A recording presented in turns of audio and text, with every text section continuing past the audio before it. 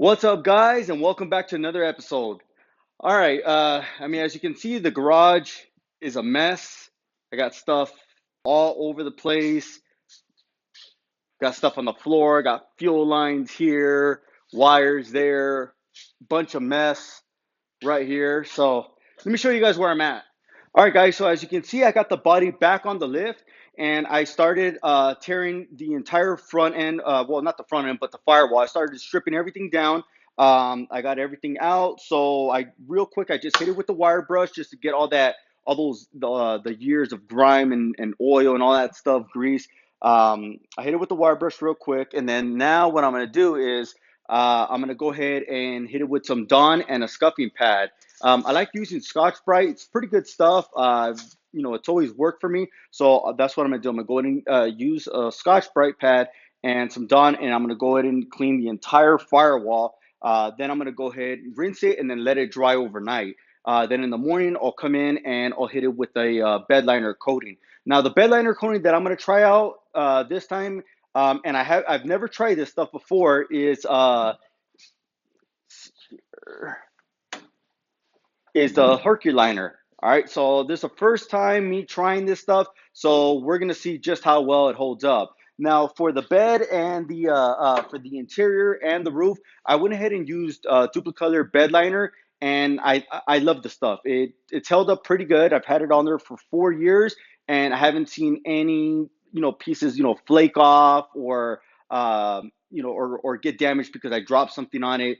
It's held up pretty good. It's pretty tough stuff. So if you guys are in the market for like a DIY bed liner, I do recommend the duplicolor bed liner. Not the rattle can, the one that you buy in the gallon size, and then you got to buy the gun to go ahead and shoot it on there. Like I said, I've had good results with it, so just be sure it's all in the prep work. Just you have to make sure that you prep everything real good. Use a Scotch Brite scuffing pad and some Dawn, and that will go ahead and clean everything up real good.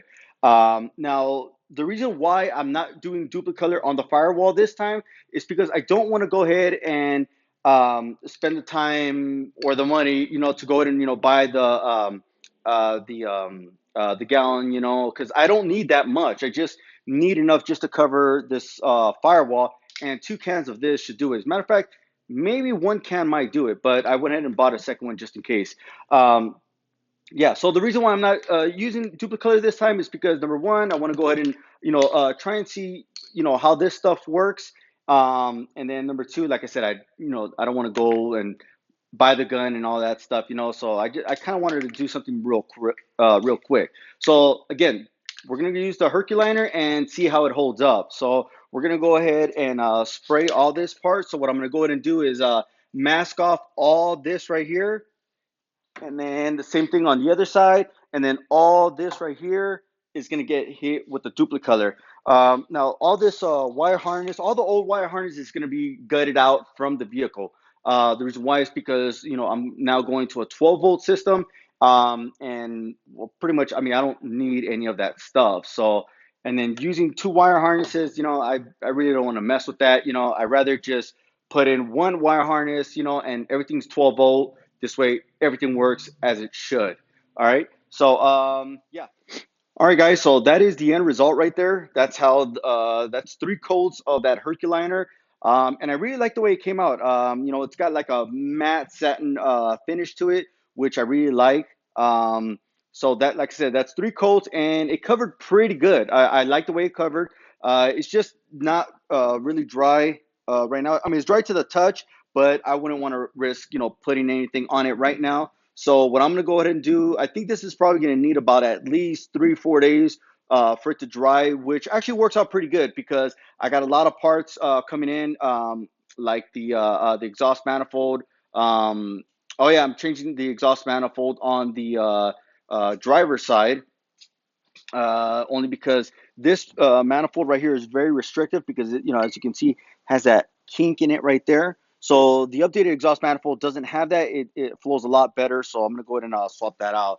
But like I said, I got a lot of parts coming in. Got all the components, like all the bands and the piping for the exhaust coming in. I also have fuel lines coming in. and then also lines for the transmission for the transmission cooler. So I thought about instead of running the transmission cooler in the front, what I'm gonna go ahead and do is either I'm gonna put the transmission cooler. I mean, I kind of don't want to put it right here, only because I mean I like to have this airflow right here for for the cooling of the brakes. So what I thought about, instead of having the cooler up here, I'm gonna go ahead and mount the cooler somewhere in the rear, and the cooler is gonna have its own fan, so it's gonna have its own airflow. So I don't need to rely on the airflow from the front of the vehicle to go ahead and cool the fluid. All right. So I just need to know. I guess once I finish routing my exhaust and I get the fuel tank in there, then I'll figure out exactly where I'm gonna put the cooler. But so for the exhaust, I decided to go ahead and do a 3-inch downpipe, and then that is gonna go ahead and it's gonna have a V band on it, and it's gonna then go into a 4-inch exhaust, which is gonna go out, all the way to the back. Now the reason why I'm doing a 3 to a 4 is because number one, I want to do a 4 because I don't want to have to do the exhaust all over again. So that leaves me room, if I ever want to go ahead and update the turbo. I can go ahead and do that. All I have to do is just, make a new downpipe, and that's it. I don't have to worry about, changing the entire exhaust system. So a 4-inch is pretty good. It's plenty of flow, and it's not going to harm anything. So, yeah, so that's pretty much it for right now, you guys. Like I said, I got plenty of parts coming in, and those won't come in until I don't know, probably somewhere middle to late next week.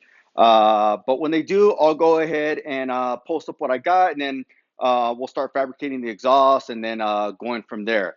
I'll see if I have time to during the week to go ahead and put up the cooling stack. If I do, I'll go ahead and post that up, so that you guys can see that going in. All right, you guys. So that's gonna do it for this video. I just wanted to do a short video just so that you guys can see, the progress on the Humvee.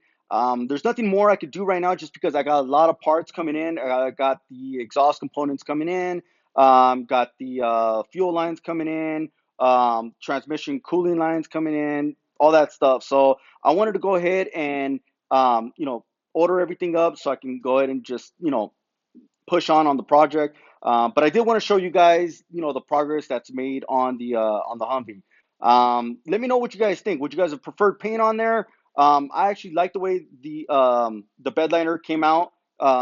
Hopefully it holds up as good as the duplicolor bedliner. If it does, whether it does or it doesn't, I'll let you guys know over time how well it holds up. All right, you guys. So that's gonna do it for today's video, guys. Again, if you guys have any questions, any comments, go ahead and leave them in the comment section below. Don't forget to like and subscribe, and give me a thumbs up if you guys like the content. All right, you guys. And like always, Gearhead Guy out.